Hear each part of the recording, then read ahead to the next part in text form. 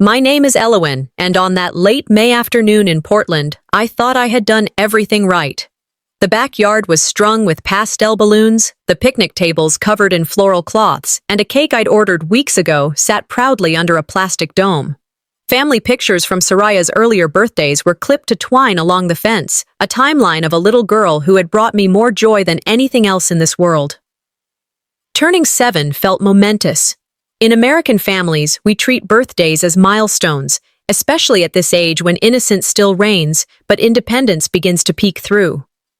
Neighbors and relatives began trickling in, arms full of presents wrapped in bright paper, voices warm with greetings. "Elowen, this looks amazing," one aunt said, brushing her hand along the decorated table. Another neighbor commented, "You've thought of every detail." I smiled, grateful, though underneath that smile pulsed a thread of tension. My husband's mother would arrive soon, and her presence always had a way of turning something joyous into a quiet battlefield. I whispered to myself what I'd heard so many times before: you can't choose your family, but you can choose how you show up. Today, I promised I would show up for my daughter, not letting anyone, least of all Bellatrix, steal Soraya's joy. Still, my palms felt damp, as though I already knew she would try. The gate creaked, and conversations stilled for half a second before resuming with forced cheer. Bellatrix entered as if she were stepping onto a stage that had been set for her alone. Her stride was deliberate, her chin high, her perfume wafting strongly in the air. She wore a pearl necklace that seemed to gleam even brighter than the candles waiting on the cake.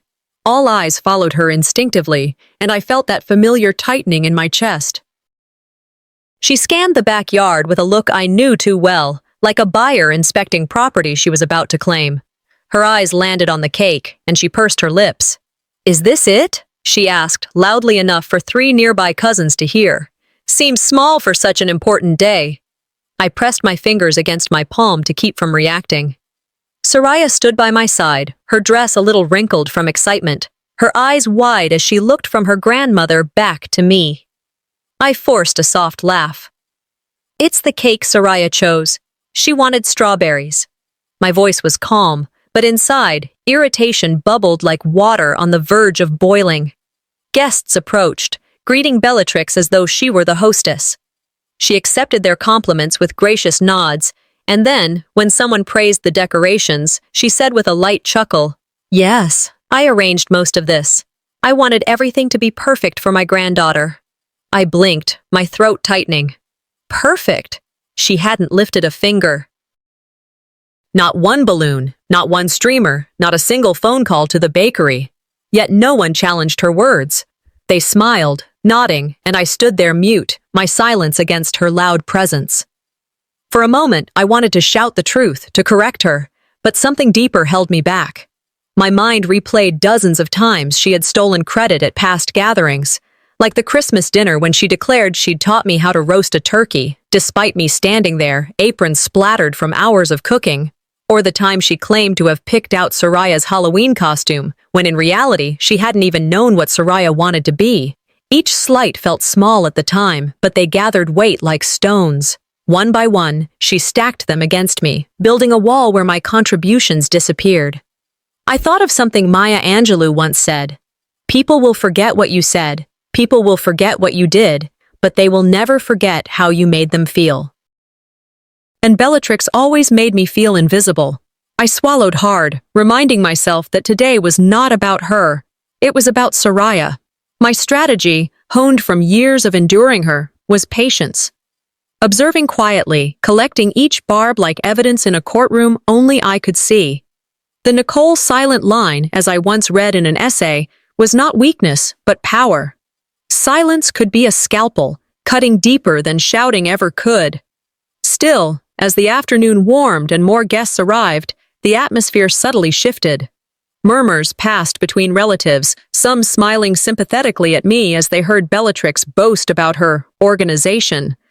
I caught the look of one cousin, eyes soft with pity. She knew.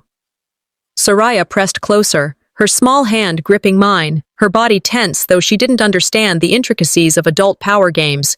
Children sense things, they don't need explanations to feel when something isn't right. I bent to kiss her hair and whispered, "Don't worry, baby. This is your day." But as I straightened, my eyes caught sight of Bellatrix again. She wasn't even trying to hide it now. She was already moving chairs, directing where guests should sit, gesturing as if she owned the backyard. And in that moment, the uneasy hope I had carried all morning hardened into a truth I couldn't ignore. She wasn't going to let this be Soraya's celebration without a fight. The music in the backyard was soft, drifting from a small speaker near the fence. Children's laughter mingled with the sound of paper plates being stacked and drinks being poured. I was watching Soraya, perched in the chair I had decorated for her with pink ribbons tied around the arms, when I noticed Bellatrix heading directly toward her. She didn't pause to admire the balloons or the twinkling lights strung across the deck. Her eyes locked on the central chair, like a hawk sizing up prey. "Sweetheart," she said to Soraya in a tone that wasn't sweet at all, "you should get up.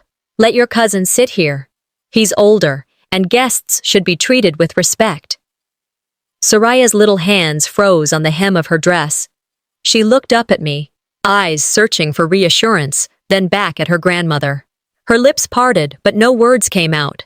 The ribbons fluttered in the afternoon breeze, as if even they objected to being stripped away. I took a breath, holding my tongue, though inside my heart raced with anger. Bellatrix's voice carried, firm and commanding. "Come on, move over. This chair isn't just for you." My daughter's chin trembled, but she slid off the seat slowly. Her cousin, taller and oblivious to the sting in the act, plopped down without hesitation. The sight cut me deeper than I could express. That chair was supposed to symbolize her place at the center of the celebration, but in a single moment it had been taken from her. Guests shifted in their seats, some exchanging awkward glances, a few whispering behind hands. Yet no one said anything. I heard the creak of wood as someone shifted on the picnic bench, but silence swallowed any defense. I clenched my jaw. In America, fairness is drilled into us from childhood. The birthday child sits at the head of the table, blows out the candles, and gets to feel like the star, even if just for a day. That wasn't tradition, it was common decency. Watching it snatched away from my daughter felt like a betrayal of something much bigger than one party. Soraya slid onto the side chair, her dress crumpling beneath her. She fidgeted with the hem, kicking her legs as if the air might carry her discomfort away. Her eyes held confusion more than sadness, but confusion in a child's eyes can be more piercing than tears. She didn't understand why she was pushed aside, only that she had been. I sat down next to her, pressing my hand to her back. "You're still the most important person here," I whispered, though my throat felt tight. She nodded faintly, but stared at the ground. One guest leaned toward me, lowering her voice. "Just let it go, Elowen. It's not worth making a scene." I stiffened. That advice came too easily from people who weren't the ones being humiliated. I wanted to reply, "It's not your daughter," but instead I bit my tongue. My silence wasn't surrender. It was calculation. Every slight was being noted, each one stacking like firewood, waiting for the spark. Out of the corner of my eye, I saw Soraya clutch her tablet tighter, her small fingers whitening around the edge. It was as though she understood in her own way that she had something to hold on to, something she could use. Later, when the gift-giving began, Bellatrix insisted on going first. She stood tall, presenting a perfectly wrapped box with silver bows curling down the side. Everyone applauded as she handed it to Soraya. "Open it, darling," she urged with a smile that never reached her eyes.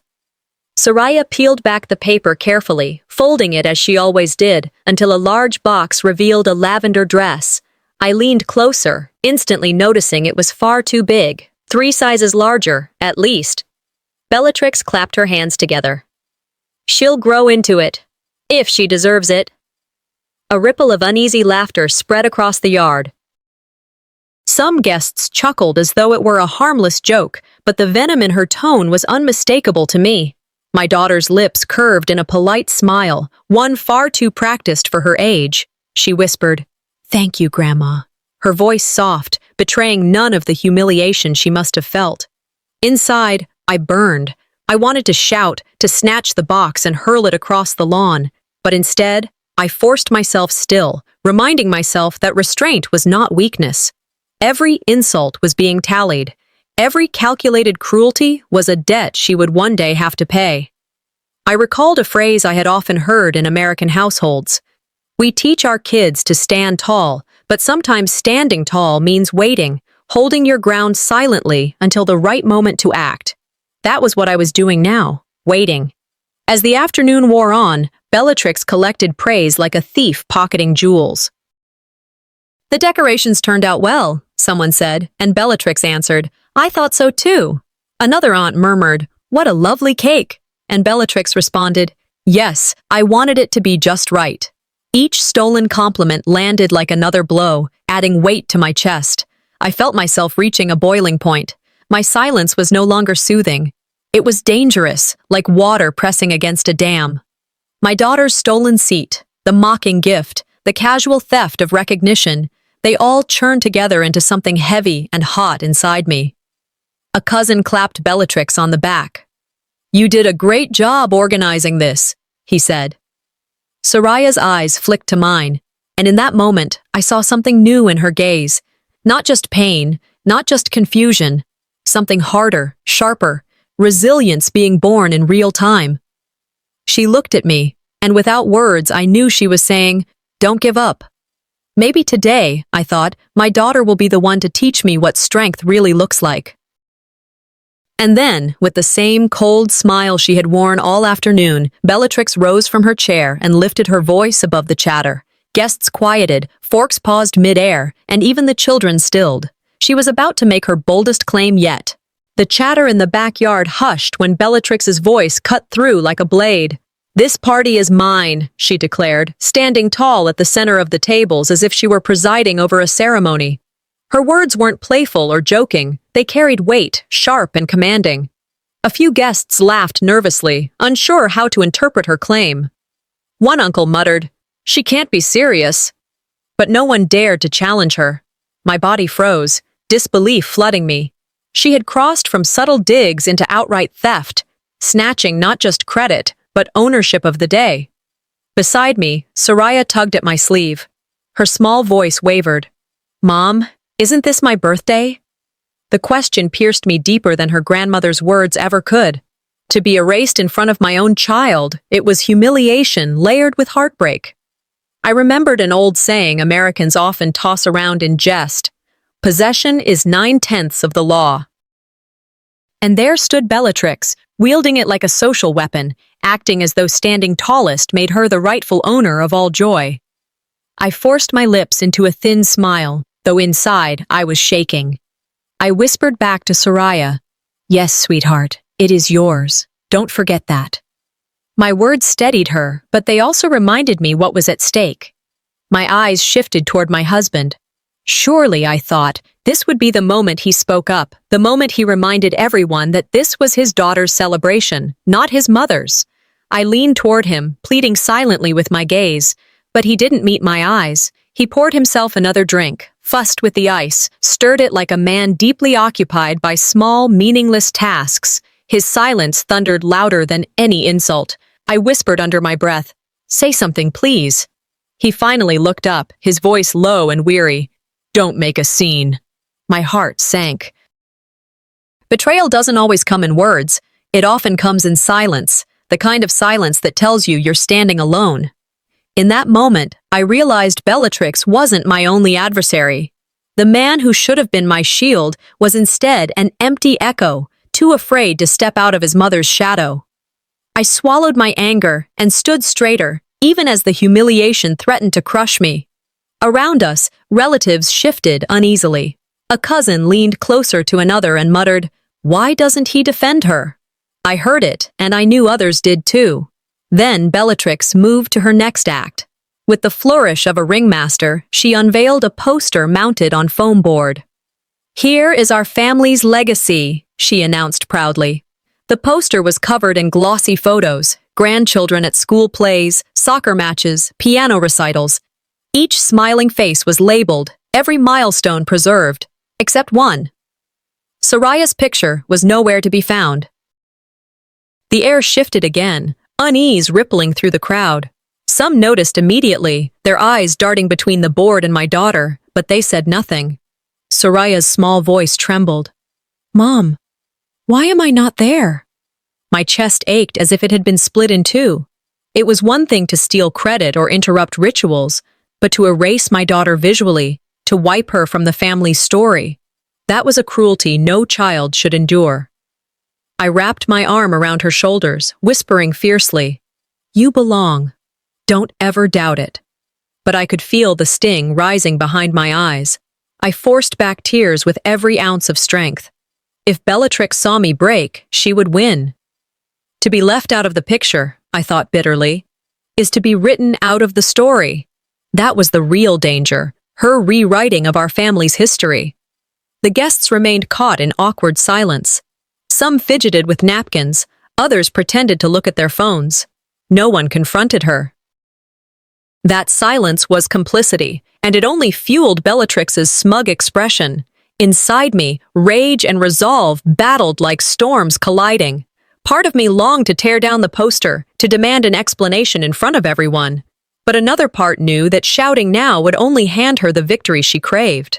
I remembered another American saying, one often repeated in homes where conflict is constant: "Never wrestle with pigs. You both get dirty, and the pig likes it." I steadied myself, breathing slowly. This wasn't surrender. This was strategy. Every insult, every erasure, every stolen moment was being catalogued. I was patient, but I was not powerless. Guests' expressions shifted from discomfort to curiosity. Some watched with pity, others almost entertained, waiting to see what I would do. Their eyes weighed on me, but my eyes fixed on Soraya, who now clutched her tablet tighter than ever before. I could see it in her grip, in the firmness of her jaw. She was holding on to more than a device. She was holding on to the possibility of truth, of proof, of resistance. And as the poster swayed gently in the breeze, the edges fluttering in defiance of the calm day, I realized Bellatrix wasn't just erasing Soraya, she was daring me to vanish too. The poster still swayed gently against the fence, Soraya's absence on it screaming louder than any words. Conversations were scattered and thin, the weight of tension pressing on every guest. Then it happened. An outsider, someone who had no stake in our family at all, leaned back in his chair and let out a chuckle. "Oh, she's the forgotten one, isn't she?" he said loud enough for everyone nearby to hear. It was the kind of offhand comment that slices deeper because it came from someone with no right to judge. The words landed like stones. Soraya heard him. Her lips trembled, her shoulders hunched forward, and she lowered her gaze to the ground. She wasn't just humiliated by her grandmother anymore. Now the shame was public, carried on the tongue of a stranger. I wanted to scream. My inner voice roared, "It's one thing to be cut by family, but another when outsiders laugh at your wound." I looked around, desperate for someone, anyone, to defend her. My husband sat stiffly at the table, eyes locked on his drink. Even he stayed silent. No one corrected the man. No one shielded Soraya. The little girl I had carried, raised, celebrated, dismissed like an afterthought by her own bloodline, and now mocked by a guest who barely knew her name. I swallowed hard, because I knew if I lashed out, Bellatrix would twist it into evidence of me being dramatic, unfit, overreacting. My silence in that moment wasn't surrender. It was survival. Bellatrix, sensing she had the floor, tapped her glass with a spoon. The chatter died instantly. She stood with the poise of a queen taking her throne, chin tilted as though the whole event had been crafted by her hand alone. "Thank you all for coming to my event," she began, her voice rich with false warmth. "I wanted everything to be perfect for today." My stomach nodded. Her event. She had claimed it openly now, not just with sly remarks, but with a declaration in front of every single guest. Applause rose. Some clapped earnestly, genuinely believing her words. Others clapped because it was easier than acknowledging the lie. I sat frozen, the sting of erasure sharper than before. I had strung every balloon, ordered every dish, laid out every decoration, and now I was invisible. This wasn't manipulation anymore. It was theft of identity, theft of motherhood. My hands trembled beneath the table, but I forced them still. I would not give her the satisfaction of seeing me flinch, Inside, a storm raged. Should I stand up? Should I shout that this was my labor, my daughter, my home? The urge to expose her now was almost unbearable, but a different voice pushed through my fury. In America, women often balance dignity against the urge to fight injustice in public. That truth resonated with me in ways only experience could teach. I remembered a line Martin Luther King Jr. once spoke: "The hottest place in hell is reserved for those who remain neutral in times of great moral conflict." His words echoed like a bell, and I wondered if my silence was neutrality or if it was strategy. My throat tightened, but I leaned to Soraya and whispered, "This is still your day. Don't forget that." My voice cracked on the last word. She turned to me, her eyes wet yet steady. She nodded, as though she understood something I didn't. It was as if she was already preparing herself for a battle of her own. Meanwhile, guests continued to praise Bellatrix. One woman gushed about how organized she was, how the decorations sparkled. Bellatrix smiled and accepted every compliment with a gracious nod, each word driving the knife deeper. I memorized it all. Every boast, every stolen acknowledgement, every lie repeated so smoothly that it almost became truth. I was building a case in my head, evidence layered upon evidence, waiting for the moment when the truth would be undeniable. Every time she spoke, I thought, I saw less of a grandmother and more of a tyrant. The backyard no longer felt like a place of celebration. It felt like a battlefield, the air thick with unspoken lines drawn and sides being chosen. Soraya gripped her tablet tighter, her knuckles white, her small frame straightening with resolve. She wasn't just holding on to a device. She was holding on to power, onto the possibility of fighting back. Bellatrix's eyes scanned the crowd, her smile sharp, calculating. I knew the look well. She wasn't satisfied with what she'd taken so far. She wanted more. She wasn't satisfied with stealing the spotlight. She was about to set the stage on fire. The applause that had followed Bellatrix's last performance still lingered in the air when she lifted her chin higher and repeated, with even more force, "This party is mine." Her voice rang through the backyard like a judge's gavel striking wood. Some of the guests clapped again out of habit, while others glanced uneasily at one another. A neighbor whispered, "Did she really just say that?" And an aunt shook her head with a frown. The laughter of the children playing in the distance faltered, as if even they sensed something wrong. I felt the humiliation spread deeper into my bones, no longer a quiet erosion, but an open wound. Her words weren't a misunderstanding or exaggeration anymore. They were a declaration. She was claiming my daughter's birthday as if I had been nothing more than a servant setting the table. If silence is golden, I thought bitterly, mine was turning into rust. Soraya glanced up at me with eyes that pleaded silently for me to fix it, to defend her. The plea nearly broke me. My heart pounded so hard it echoed in my ears. This was no longer about endurance, it was about dignity. Before I could steady myself, Bellatrix turned her sharp gaze on Soraya. "And look at her," she said to the crowd, pointing as though my daughter were on display. "She never says thank you properly. Spoiled, ungrateful." The words hung in the air, poisonous. Guests shifted uncomfortably, some whispering to their partners, others letting out small nervous chuckles as if laughter could soften the cruelty. Soraya's shoulders slumped. She bit her lip hard, her small teeth pressing into flesh as though she could hold back tears by sheer will. Her hands clenched in her lap, knuckles white. My inner voice screamed, "A child doesn't deserve to be put on trial at her own birthday." The cruelty was naked now, stripped of all disguise. I remembered an old American saying, "Pick on someone your own size," and I wanted to shout it across the yard. The cruelty was clear to everyone watching, but no one dared to stand between us. Rage coiled inside me like a spring pulled too tight. My fists curled at my sides as I fought the instinct to explode. Finally, I stepped forward. My knees trembled, but my voice was steady enough. "That's enough," I said, loud enough to cut through the murmurs. "This is her day." The backyard fell silent. Plates were set down. Forks paused mid-air. A cousin whispered, "Here it comes," under his breath, as though waiting for the inevitable clash. Bellatrix smirked, her eyes gleaming with triumph. She tilted her head and replied, dripping with disdain, "Then act like a mother who can actually host a party." The words stung sharper than any slap. They weren't just aimed at Soraya, they were aimed directly at me. It was my role as a mother being questioned, my worth being diminished in front of everyone. Undermining a parent in front of her child isn't just an insult, it's an assault on the bond itself. I knew the older women in the crowd felt it too. I saw one guest press her lips tight, her gaze sympathetic. I breathed deeply, forcing air into my lungs, reminding myself of an old proverb: "A wise woman builds her house, but a foolish one tears it down with her own hands." If I lost myself now, I would give her the victory she craved. Still, tension spiked like a flame catching dry wood. I saw relatives shifting uncomfortably, glancing between us as though they were watching a tightrope walker about to fall.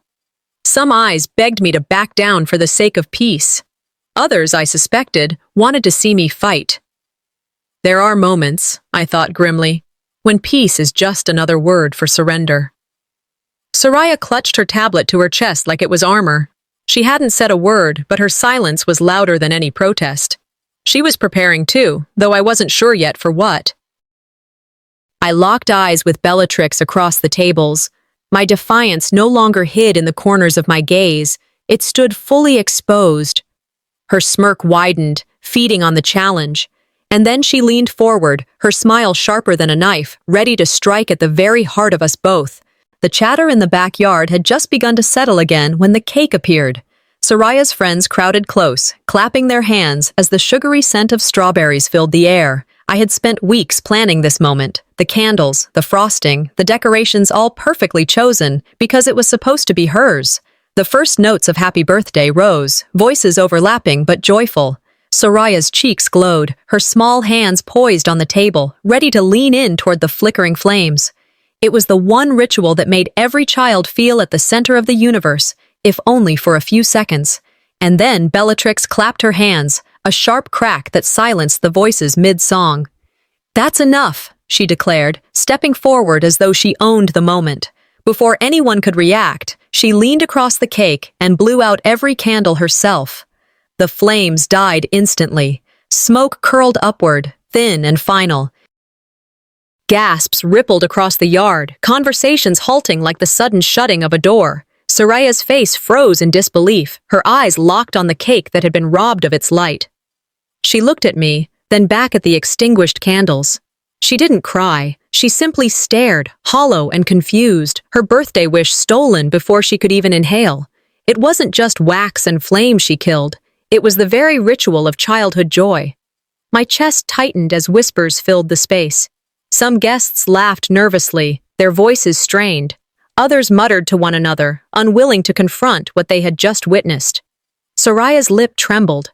She gripped the edge of the table with both hands, as if steadying herself against a world that had suddenly tilted. Finally, in a voice so soft I almost missed it, she whispered, "Mom, did I do something wrong?" The words shattered me. She thought this humiliation was her fault. I dropped to my knees beside her, brushing her hair back from her damp forehead. "No, baby," I whispered fiercely. "You did nothing wrong. She's wrong. This was your moment." My voice cracked, but I forced strength into every word. Guests shifted, uneasy. A couple of them chuckled again, trying to pretend it was just a misunderstanding, a quirky act of an eccentric grandmother. But I could see the pity in their eyes, the shame they didn't want to admit out loud. I knew then this wound would scar. Childhood memories are forever, etched in ways that resurface years later, and my daughter's 7th birthday would always carry the mark of that cruelty. As I held Soraya close, Bellatrix straightened, brushing off invisible dust from her jacket. She smiled widely, as if she had just performed a favor. And then, with the same casual tone she used when boasting about her garden club, she said, "Of course, I paid for everything here." I wanted the day to be special. Applause broke out. Relatives clapped at her generosity, praising her selflessness. My pulse spiked. I knew the truth. My mind flashed back to the bakery receipt I had found earlier that morning, slipped into the bottom of my purse by mistake when I picked up the cake. My name had been clearly printed across the top, the charge made with my credit card. She hadn't paid for a thing, yet here she was, basking in admiration, stealing respect with money that wasn't hers. It wasn't just theft of dollars, it was theft of recognition. She was buying dignity with my sacrifice, parading it as her own. The humiliation doubled, pressing down on me like lead. I wasn't just erased as a mother, I was erased as a provider. My fists clenched beneath the tablecloth.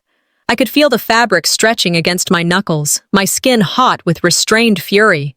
Guests turned their admiration toward her, patting her back, nodding with grateful smiles. "You're amazing, Bellatrix," someone said. "So selfless." Inside, I screamed. Outside, I was still. Sometimes silence isn't weakness. It's a courtroom strategy. Every insult, every lie, every twisted truth was being catalogued in my mind. She thought she had silenced me, but I was building a case stronger than any outburst could ever be. Soraya's small hands clutched her tablet tighter, the screen pressed against her chest. Her eyes glistened, not just with tears, but with determination I hadn't seen before. She wasn't collapsing anymore. She was bracing, as if she knew she held something that could shift the ground beneath us all. Bellatrix preened under the spotlight, but I saw it clearly now. She thought she had smothered every flame. She thought she had extinguished every light. But in Soraya's eyes, I saw a fire she couldn't blow out. The smoke from the candles still lingered in the air, curling like a ghost over the ruined cake. The song had died mid-verse, and no one picked it up again. The backyard sat in silence, guests avoiding each other's eyes, some staring at their plates as though crumbs could shield them from what had just happened. Soraya didn't cry. She gripped her tablet so tightly her hands shook, but she made no sound.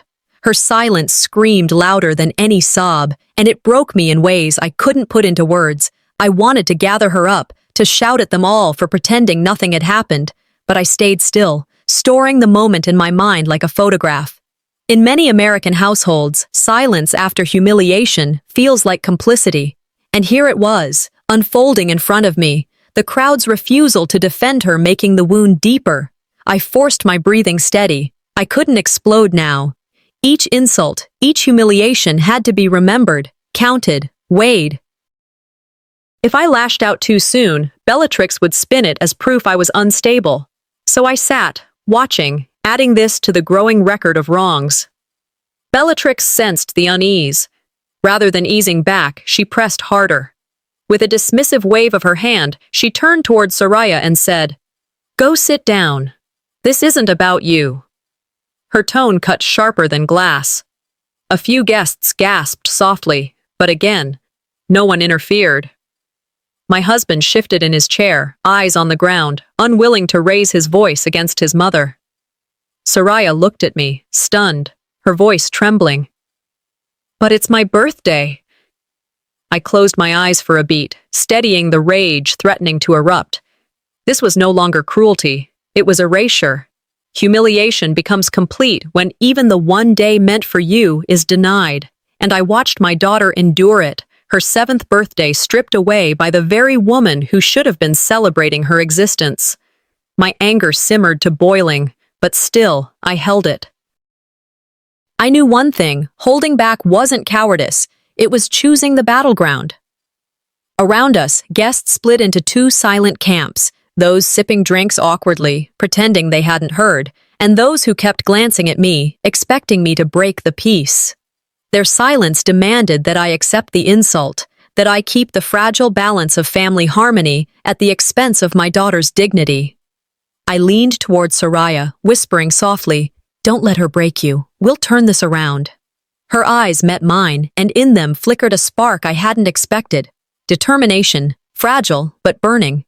She nodded slightly, as though telling me she believed me. I thought of Gandhi's words, first they ignore you, then they laugh at you, then they fight you, then you win. This wasn't just a humiliation anymore. It was the beginning of a fight. The atmosphere thickened, heavy enough to choke. Every guest knew the hostility had reached a level no one wanted to acknowledge out loud. The laughter of children had stopped entirely, replaced by whispers too faint to catch. I looked at my husband again, but he still avoided my eyes. His silence was sharper than Bellatrix's insults. To be betrayed by your enemy wounds you once. To be betrayed by your ally wounds you twice.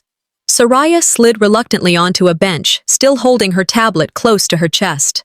That device had become her shield, the one thing she clung to while her place at the table, her role in the family, was stripped from her. I realized then, Bellatrix wasn't afraid of making enemies. She was afraid of losing her crown. Every act of cruelty wasn't random. It was her desperate grasp at power, her fear of fading into irrelevance. Bellatrix leaned forward again, her eyes scanning the guests, her smile cold and deliberate. She was readying another strike, one designed not just to humiliate, but to crush whatever spirit my daughter had left. She thought she had silenced us, but she didn't see that Soraya's silence was only the calm before the storm. Bellatrix wasn't finished. Her eyes landed on Soraya, who sat quietly clutching her tablet, and I saw her lips curl into that familiar smirk, the one that meant another cut was coming. She straightened her shoulders and projected her voice as though she were giving a lecture to the entire backyard. "She's just the youngest," she said with a dismissive wave. "Kids like her don't matter, not compared to the others." Gasps moved through the crowd, like wind rustling dry leaves. A few relatives looked at me in disbelief, others whispered nervously. One cousin muttered, "Did she really just say that?" While another shifted uncomfortably in her seat. The insult wasn't veiled this time. It was classist, cruel, an outright statement that my daughter's place in the family was worth less because of her birth order. Soraya froze, her small shoulders trembling. She didn't cry. She hadn't all day. But the silence in her stillness spoke volumes. Her eyes, wide and stunned, reflected something deeper than sadness. It wasn't just pain, it was the recognition of injustice, of being told in front of a yard full of witnesses that she did not matter. I thought bitterly, the wound wasn't just in my daughter's heart. It tore through every value this family pretended to stand for. Favoritism among grandchildren, something many American families know too well, had just been declared openly, without shame. I clenched my fists in my lap, nails biting into my palms. My rage grew hot, pressing against my chest, but I kept my silence. Strategy over chaos. She wanted me to erupt. Not yet. Then it happened. Soraya, who had been so quiet, so still, suddenly lifted her head. Her eyes no longer wavered. They were clear, shining with a resolve far beyond her 7 years. "Grandma," she said, her voice soft but firm, every syllable cutting through the tense air. "If this party is yours, then this video is mine." The backyard froze. Forks hovered mid-air. A child dropped a ball, and it rolled across the grass unnoticed. Every adult turned toward Soraya. The silence that followed was unlike any before. It wasn't avoidance. It was anticipation. At 7 years old, my daughter had shown more courage than most adults ever muster. My chest swelled with pride so sharp it ached.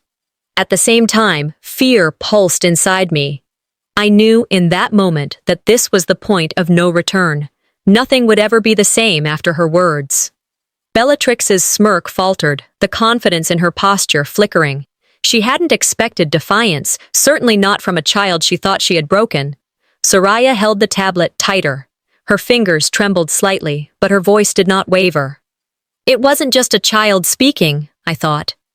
It was the truth daring to stand against tyranny. I stepped closer, standing just behind Soraya. Not as her shield, but as her witness. She didn't need me to fight for her. She needed me to show her I trusted her bravery. I remembered an old saying Americans often quote with a smile, but now it felt like prophecy. Out of the mouths of babes often comes truth. The crowd leaned forward collectively, like an audience at the climax of a drama. Whispers hushed. Even the birds in the trees seemed to fall silent. This wasn't just a birthday anymore, I realized. It was a trial, and she had just placed her evidence on the table. Bellatrix tried to recover. She laughed, a brittle, high-pitched sound. "Oh, she's just being dramatic," she said, attempting to draw chuckles from the guests. But no one laughed with her. The silence was suffocating, heavy as stone. Eyes turned back to Soraya, not to Bellatrix. The power had shifted, and even she knew it. Soraya lifted her finger, hovering it over the play button on her tablet. The yard seemed to hold its breath. Children pressed against their parents, adults craned their necks, everyone caught in the suspense of what this little girl might reveal. I stared at my daughter, awe rushing through me. In this single gesture, she had turned humiliation into defiance. She had taken everything Bellatrix had tried to strip from her and transformed it into power.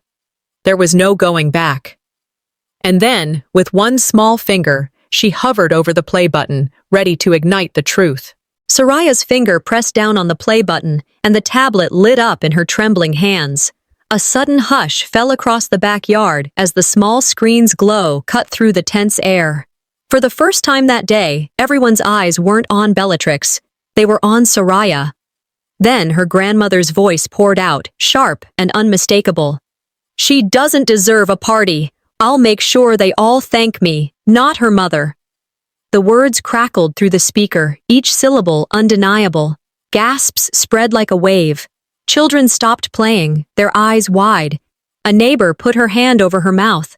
The laughter and chatter vanished, leaving behind a silence that rang louder than any outburst. It wasn't my words against hers anymore, I thought. It was her own voice on trial. Soraya clutched the tablet with both hands, her body trembling, but her chin lifted. In that moment, she looked taller, stronger, as though truth itself had given her spine. The evidence was no longer hidden. It was undeniable. And in this country, evidence always carries weight, especially when it comes straight from the guilty. The video rolled on, exposing layer after layer. Bellatrix's voice, casual and cruel, laughing as she admitted to using my credit card for the cake. "No one will ever know," she scoffed. "They'll think I did it all." The impact hit like thunder. Guests turned toward me, their faces a mix of shock, pity, and guilt for having believed her lies all afternoon. I stood motionless, my anger restrained by something heavier than fury, dignity. I refused to gloat, refused to sneer. Silence became my shield, my final act of strength. Let her own words convict her. Sometimes, I thought, the best courtroom is the living room, and the jury is your family. Bellatrix's face drained of color. "This is fake!" she shrieked, her hands gesturing wildly. "She's manipulating the video!" "Don't believe it!" But her voice cracked in desperation. No one moved to comfort her. Soraya looked at me, then back at the crowd, her small hands steady on the device as if to say, "The truth is clear enough." Then, from the edge of the gathering, a voice broke the silence. An older guest, a woman who had been a close friend of Bellatrix's for decades, stepped forward, her tone hesitant but firm. "I heard her say those exact words to me earlier," she admitted, her voice carrying in the quiet yard. Gasps rose again, heavier this time. The weight of denial collapsed. Every empire, I thought, crumbles not from swords, but from cracks within its walls. Bellatrix stammered, her mouth opening and closing, but no defense came. Her eyes darted desperately, searching for an ally. None came forward. The witness added, "We've all let her get away with too much. Enough is enough." Her words landed with the finality of a verdict. The backyard shifted, whispers turning into open condemnation. Some guests shook their heads, others avoided looking at her entirely, stepping back as if her presence burned. For the first time, she wasn't the center. She was the spectacle. Soraya leaned against me, her small voice barely audible. "Did we win, Mom?" I kissed her hair, answering softly, "We didn't need to win. We just needed the truth." But even as I held her close, I watched Bellatrix's expression twist. It wasn't shame that filled her features. It was something darker. Her silence wasn't surrender. It was the pause before her next strike. The silence that followed the video, and the witness's words, was thick enough to choke on. Faces that once turned toward Bellatrix with admiration now shifted away from her, their eyes clouded with unease. For a moment she stood still, her pearl necklace trembling against her chest as her breathing quickened. I thought maybe, just maybe, she would stop there. But she didn't. Her voice rang out, desperate, brittle. "We gave her this party out of kindness. She doesn't deserve it." The words landed with the weight of stone, grinding against what little dignity remained in the air. Murmurs surged immediately. A cousin muttered, That's not kindness. Someone else whispered, that's control. The yard shifted uncomfortably, the tension now crackling openly. Even in defeat, she tried to rewrite the story as if we were beggars at her table. I glanced at Soraya, whose face fell at those words, her little shoulders drooping. I squeezed her shoulder firmly, grounding her in my presence. You deserve all of this, I whispered to her. Every bit of it.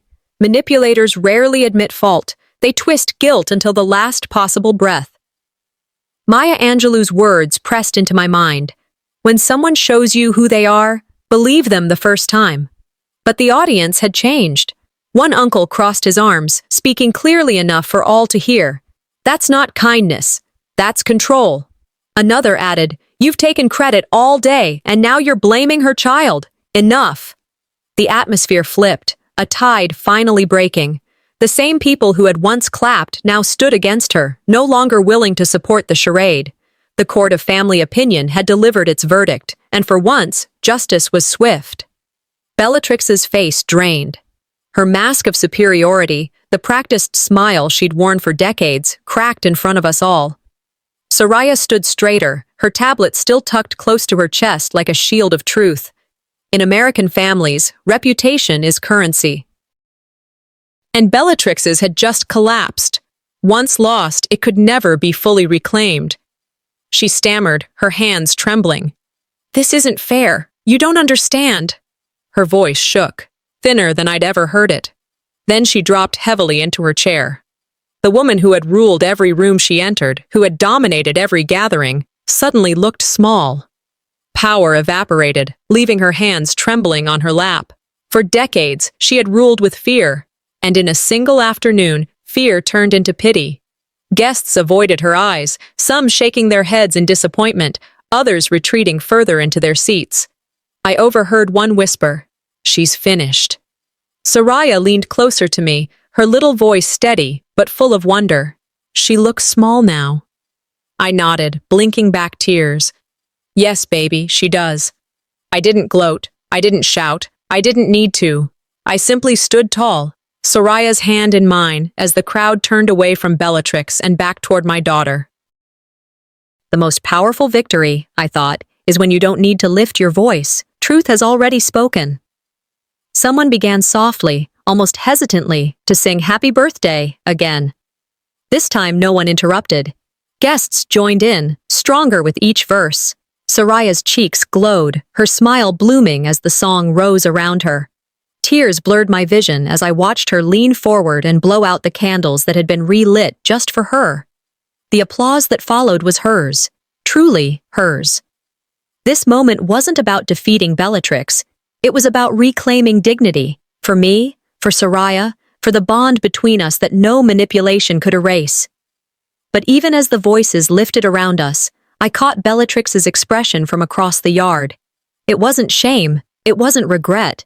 It was something darker, a wounded pride twisting into silent calculation.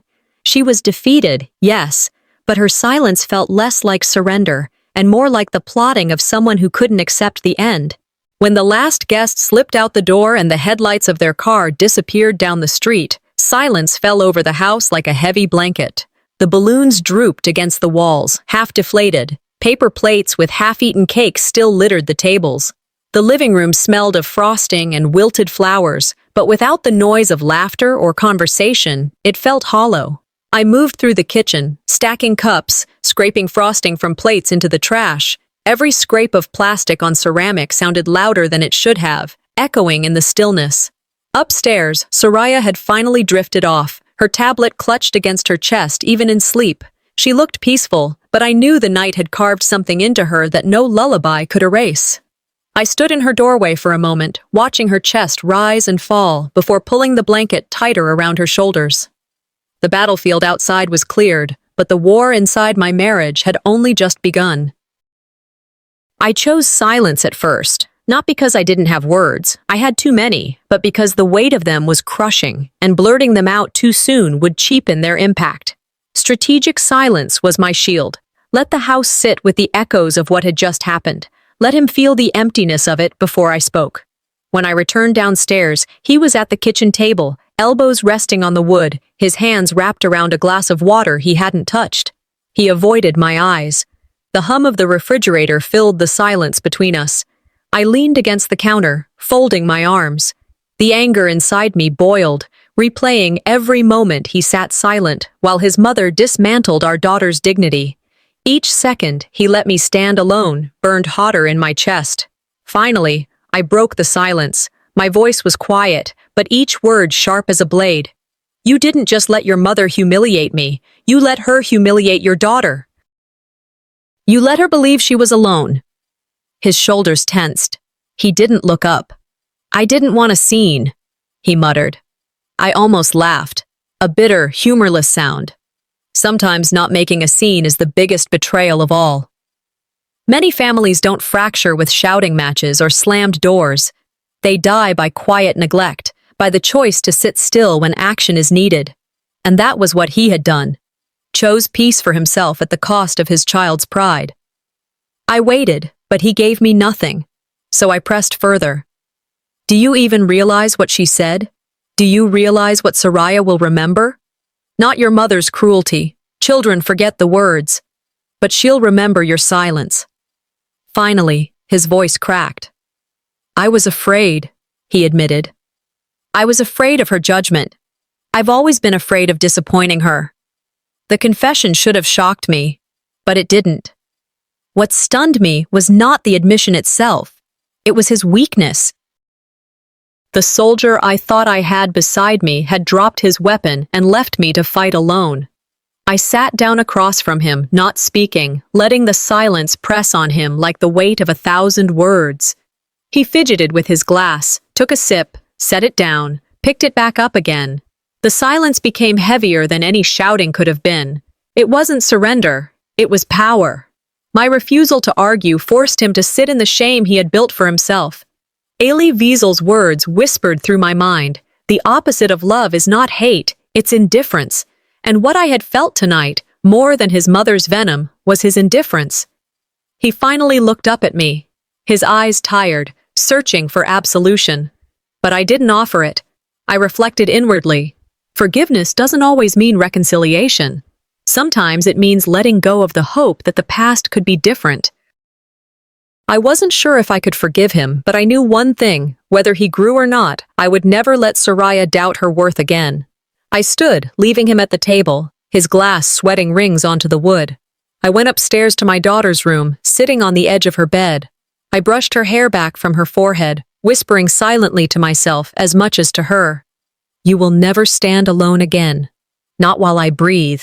My silence spoke louder than any scream. And deep down, I knew Bellatrix wasn't the only one I had to free myself from. Morning light filtered weakly through the blinds, striping the kitchen floor with pale gold. The house was silent, heavy with the echoes of the day before.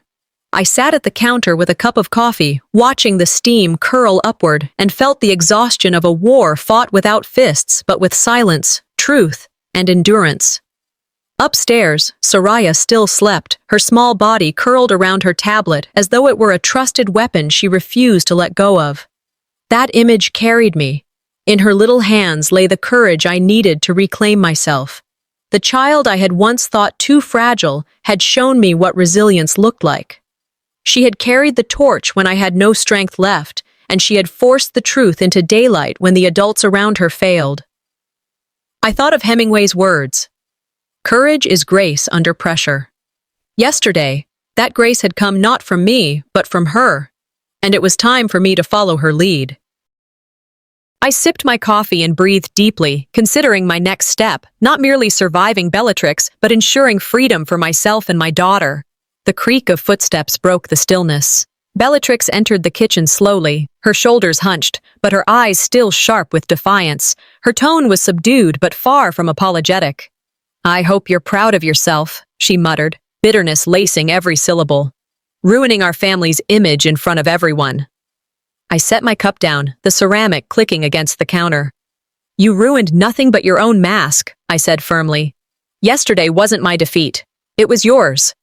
Her lips pressed tight, her chin quivering as she fought to reclaim ground. You'll regret standing against me, she warned.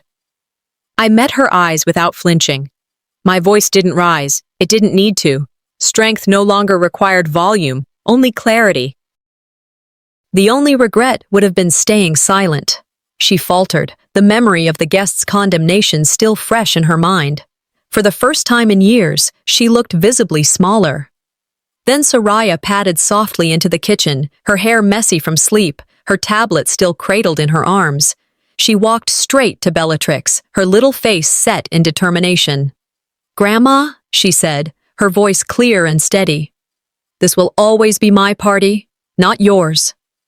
The words rang in the air, pure and undeniable. Pride swelled inside me, nearly breaking me open. My daughter had claimed her truth without hesitation.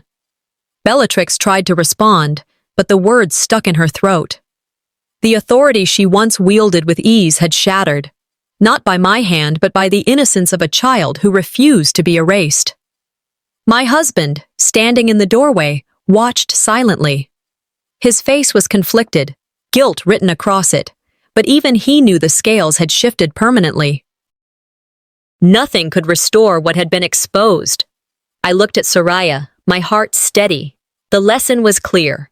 In American culture, we often talk about giving children a voice, but rarely do we let them speak. And when they finally do, it is justice in its purest form. Later, as Bellatrix retreated to her room, her footsteps heavy and defeated, I sat with the choice before me. Could I forgive my husband? Would this fracture in us ever heal? Clarity came like the morning sun. I would never again depend on anyone else to defend my worth. Strength isn't built when people protect you. It's built when you decide you no longer need their shield. Soraya climbed into my lap and wrapped her arms around me. Her warmth sealed the victory more than any revenge ever could. This was not about revenge. It was about survival, about dignity restored. I resolved quietly but firmly to build a life free from Bellatrix's control. Boundaries sharper, truths louder, a home that belonged to us alone.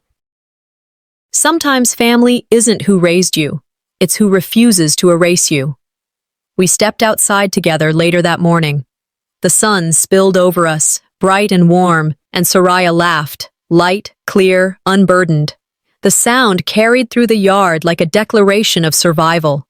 The chains had been broken, not by shouting, not by revenge alone, but by truth and the courage to stand in it. And in that sunlight, I knew we were finally free.